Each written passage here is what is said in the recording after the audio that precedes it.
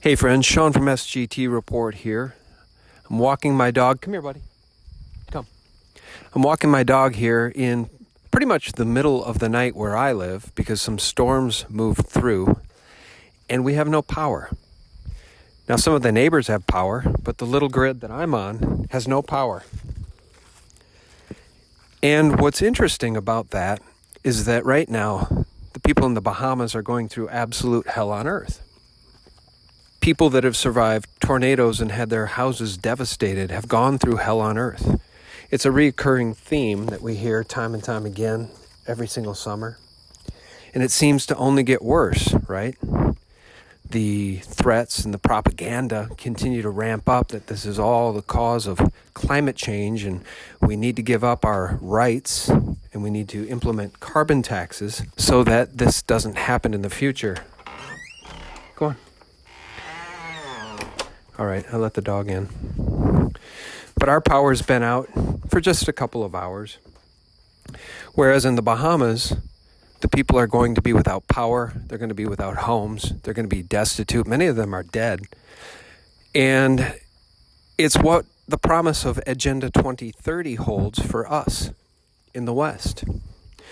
Because as I look around at the neighbors whose homes still have power tonight, in our neighborhood, and many of them do, whereas about 60 homes don't, I see the prosperity that energy brings.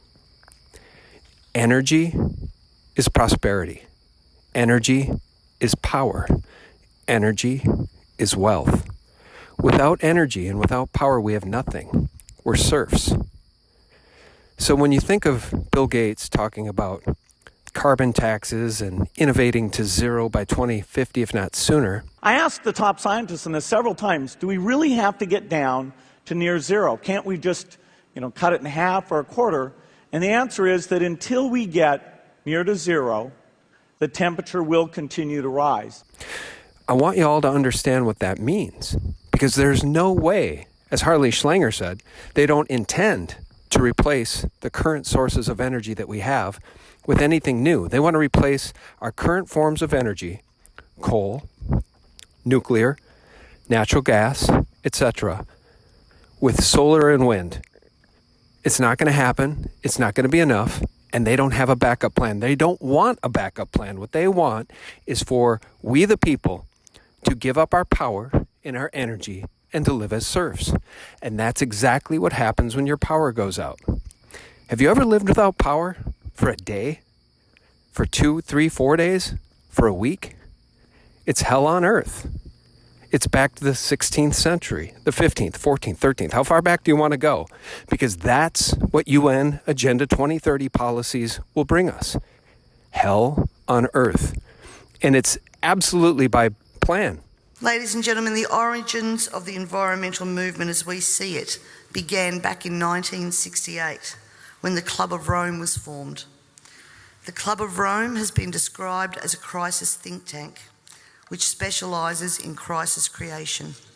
The main purpose of this think tank was to formulate a crisis that would unite the world and condition us to the idea of global solutions to local problems. It's all part of the plan.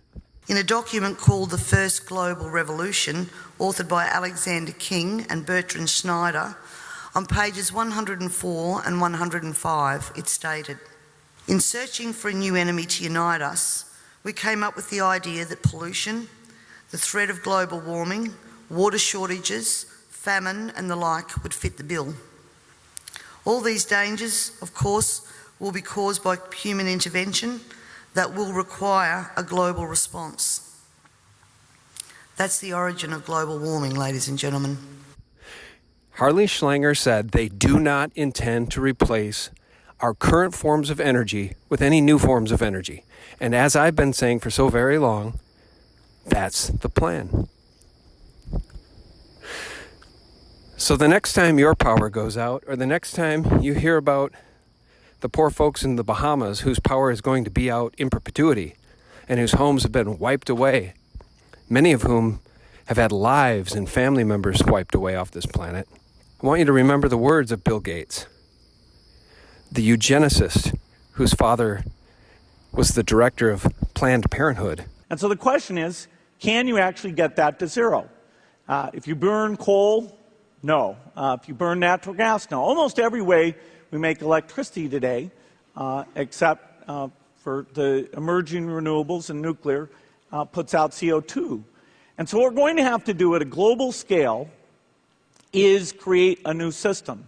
And so we need energy miracles. UN Agenda 2030 policies are designed to reduce the prosperity of we the people in the West, the people in the first world. They want to drag us down. They want us to live like paupers.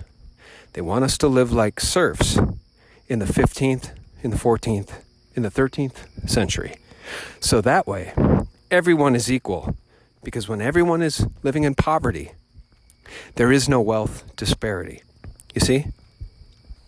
Okay, guys, as we round out this one, I just want to let you know that there is a fantastic video. I'm going to post it below that's related to everything we just talked about. It was put out by John Ward, and I posted it over at my site, thephaser.com.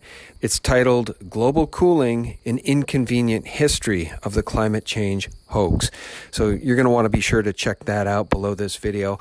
Also, I'd be remiss if I didn't tell you to go to preparewithsgtreport.com to save $100 on a 4-week emergency food supply. Guys, if Hurricane Dorian has taught us anything, it's that when severe disasters hit, often help is not on the way. So I'll leave the link to Prepare with SGT Report below this video as well. And one final note, for those who have not downloaded the Brave browser yet, please do take a bite out of Google. I mean, they spy on us. They're a criminal organization at this point. They stack their search results in favor of the globalists. Don't use Chrome, use the Brave browser, and for those of you who already downloaded it, please install it on your computer and use it. It's more than twice as fast as Google Chrome, and it will not spy on you. You'll love it when you use it. Download it, install it, and use it. The link is below. Friends, thanks so much for your support. I can't thank you enough. And for real news 24/7, visit us at sgtreport.com, the antidote to corporate propaganda. God bless. Bye-bye. What Google and YouTube are doing is that they are deliberately destroying their platforms in order to achieve their political agenda.